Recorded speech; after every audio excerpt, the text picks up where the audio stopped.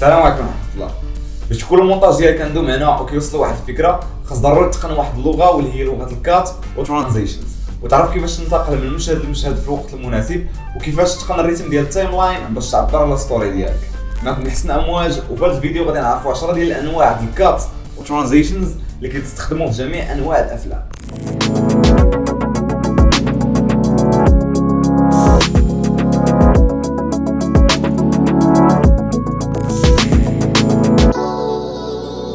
هذا الفيديو هو تكمله للفيديو الاول اللي عرفنا فيه شنو هو المونتاج والانواع ديالو وكيفاش كيتخدم الفيلم في الايديتين. واليوم كيف ما ذكرنا في الاول ديال الفيديو غادي نشوفوا الانواع ديال الكات او النقلات من مشهد لمشهد وفوقاش غادي نخدموا كل وحده. اول حاجه الكات هما جوج ديال الانواع، فالنوع الاول هو اللي كيتخدم دايركت في البوست برودكشن او في المونتاج، والنوع الثاني اللي ضروري كيكون مخطط له في وقت التصوير. غادي نبداو بالنوع الاول، واول كات غادي نبداو بها هي الجامب كات. فهاد الكات ما كتكونش بين مشهد ومشهد، فهي كتكون على نفس المشهد او على نفس الكليب، غير هو كنديروا واحد الجامبينغ او واحد القفزه على الوقت. فمثلا عندنا هذا البلون هذا ديال واحد غادي كيسبق في وسط الرمله ومن بعد كينقص. فهذا البلون هذا تقريبا الطول ديالو 14 ثانيه. فعوض انا نستخدم هذه اللقطه كامله التفاصيل الممله ديالها في 14 ثانيه، ممكن نعبر على نفس الشيء ولكن في 5 ديال الثواني باستعمال جامب كات اللي كيف ما قلنا غادي نقصوا من الطول ديال اللقطه. لاحظوا معايا ملي خدمت هاد جامب كات كي ولات.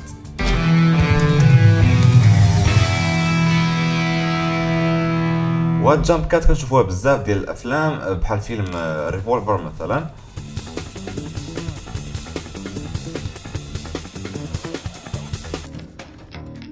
Just clean me out in one hit.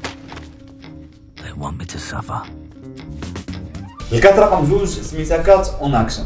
فاغلب المشاهد اللي كتصور خصوصا المشاهد اللي فيها حركه فكتصور من عده زوايا او لا وايد وكلوز. فالكات اون اكشن هي ملي كتنتقل من زاويه لزاويه ديال نفس المشهد مع الحركه ديال الممثل. وهنايا غادي نشوفوا واحد المثال تطبيقي على الكات اون اكشن. فهنايا عندنا واحد البلون ديال واحد البنت كتلعب البوكس هي والونترينور ديالها. عندنا هنايا الوايت شوت وعندنا هنايا الكلوز. غادي نشوفوا ملي خدمتو كات اون اكشن شنو عطانا.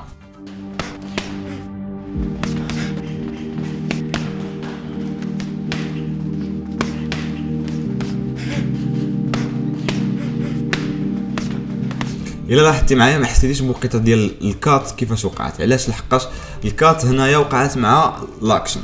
الا لاحظتوا معايا هنايا بدينا بالوايد ومن بعد انتقلنا للكلوز، ولكن فوقاش وقعت الكات بالضبط مع الضربه ديال يديها.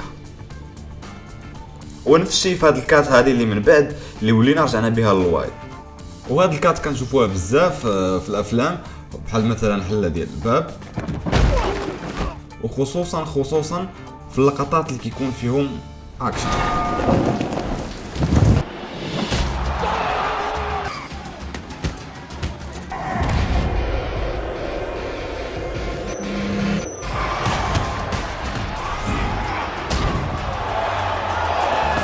والهدف من هذا الكات هو انك تحافظ على الريتم والتسلسل ديال الحركه. اما الكات رقم 3 فسميتها كات واي. وهذه الكات هذه هي ملي كتنتقل من شي مشهد رئيسي لواحد المشهد بعيد او لا انسيرت شات وكتولي ترجع لهذاك المشهد الرئيسي. اما هذا الانسيرت شات كيكون عنده علاقه يا اما بالانفايرمنت او لا بالشخصيه. Journalists don't pay for their interviews. Smile. They're on camera.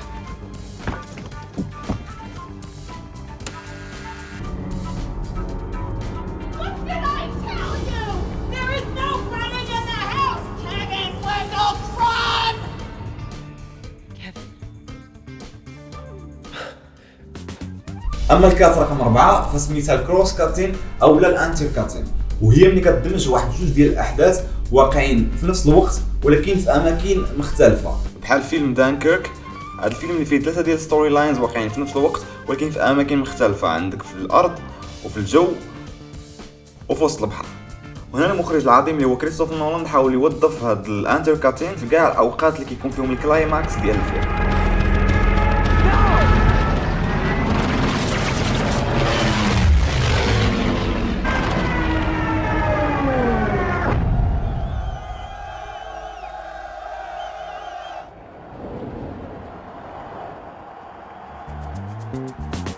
الكات رقم 5 سميتها جي كات.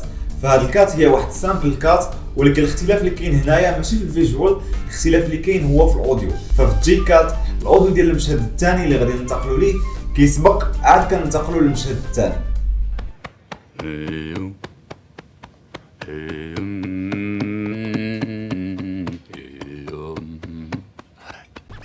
بلاتي الا ركزتوا معايا مزيان في هذا المثال اللي ماخوذ من فيلم وولف اوف وول ستريت، الصوت بشحال كان سابق، عاد من بعد دخلنا بالجي كات لعند ماثيو اللي هو اللي كان كيصدر هذا الصوت. غادي نوليو نعاودوها مره اخرى وحاولوا ركزوا معاها مزيان.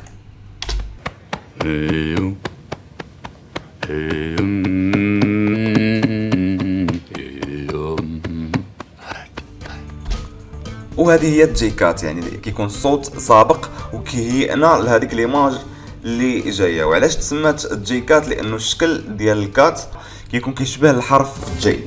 والكات رقم 6 سميتها ال كات، وهي العكس ديال الجي كات. فهنا كننتقلوا من المشهد الاول للمشهد الثاني بنفس الاوديو ديال المشهد الاول. I heard you was in Phoenix. But then last night some friends of mine in Texas HP called and told me they found 3 dead cholos in a pullout on 54. كما لاحظتوا هنايا هذا واحد المثال مأخوذ من فيلم لوغان، واللي هو واحد الحوار بين لوغان و بيرس. فالإديتور في هذا الحوار خدم بالال كات، فبينا في الاول انه بيرس كيهضر، من بعد كات وبقينا على نفس الصوت ديال بيرس وشفنا الرياكشن ديال لوغان، وهذه هي ال كات. وعلاش تسمات ال كات؟ لانه حتى هي نفس الشيء العكس ديال الجي كات. ف ال كات الشيب ديالها كيشبه الحرف ال، وغالبا هاد ال كات والجي كات كيتستخدموا يا اما في الحوارات بزاف ولا ملي كتبغي تهيئ لشي حاجه جايه. الكات رقم 7 او الترانزيشن رقم 7 هو واحد الترانزيشن اللي كلاسيك واللي سميتو فيد اوت فيد ان. الاغلبيه ديال الاستعمالات ديال هاد الترانزيشن كيكون يا اما في الانترو او لا في الاوترو ديال الفيلم. وعلى سبيل المثال في فيلم كلاس، فالإديتور انتقل من الانترو ديال الفيلم الاول مشهد في الفيلم عن طريقه الفيد ان.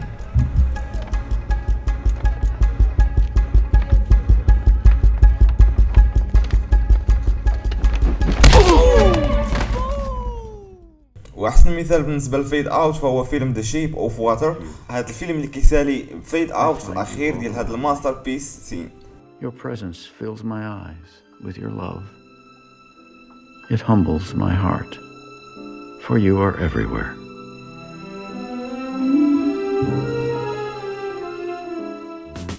الكات رقم 8 هي من الفئه الثانيه ديال انواع الكات او ترانزيشنز اللي هضرنا عليهم في الاول الحلقه، واللي قلنا على اساس انهم كيتخدموا وكيتبلان عليهم فوقيته ديال التصوير. فالكات رقم 8 سميتها الانفيزيبل كات، وهاد الكات هي كتدمج واحد جوج ديال المشاهد مصورين بنفس الحركه ديال الكاميرا على اساس انهم مشهد واحد او لا بلون سيكونس. وهاد الانفيزيبل كات فيها بزاف ديال الانواع، ومنهم هاد النوع اللي غادي نشوفوا دابا من هاد المشهد اللي مقتطف من فيلم شيرلوك. لاحظوا معايا مزيان هنايا كيفاش غادي يكون ترانزيسيون.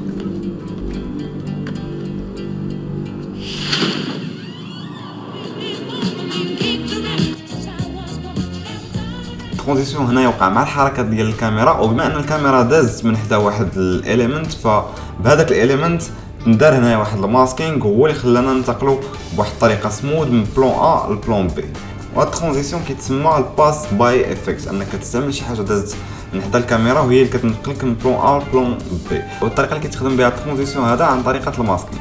فمثلا عندنا هنا جوج ديال لي بلون ديال واحد الدراري مقصرين الباسكيت. عندنا البلون الاول اللي هو هذا، وعندنا البلون الثاني اللي هو هذا. بما ان البلون الاول فيه واحد الاليمون اللي داز من حدا الكاميرا واللي هو هذا، فعن طريقه الماسكين هو اللي غينقلني ما بين البلون ا والبلون بي، وفي الفاينل كيولي لنا بحال هكا. ودابا غادي نشوفوا واحد ترانزيسيون واحد اخر يدخل حتى هو في الانفيزيبل كات. هاد الترانزيسيون اللي تستعمل في فيلم ذا 1917 اكثر من 34 مره. لاحظوا معايا هذا المشهد.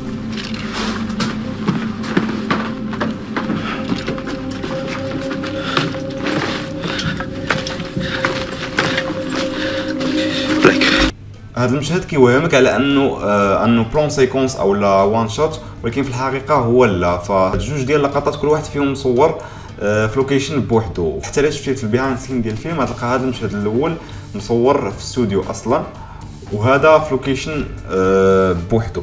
الترانزيسيون اللي وقع هنايا سميتو ديب تو بلاك. ففي هذا المشهد هذا مثلا عندنا الويب بان اللي وقع ديال الكاميرا هنا مشينا للبلاك، اوكي. ومن بعد المشهد الثاني من البلاك وانتقلنا ان الكاركتر كيخرج.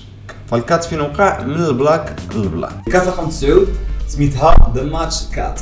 هاد الكات اللي كتعجبني بزاف وكرياتيف بزاف، وهي ملي كتستعمل شي اليمون اللي في المشهد الاول هو اللي كينقلك للمشهد الثاني.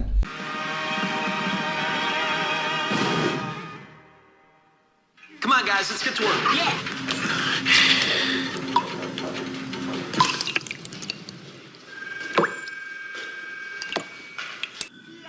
E sempre foi assim, desde que eu era criança.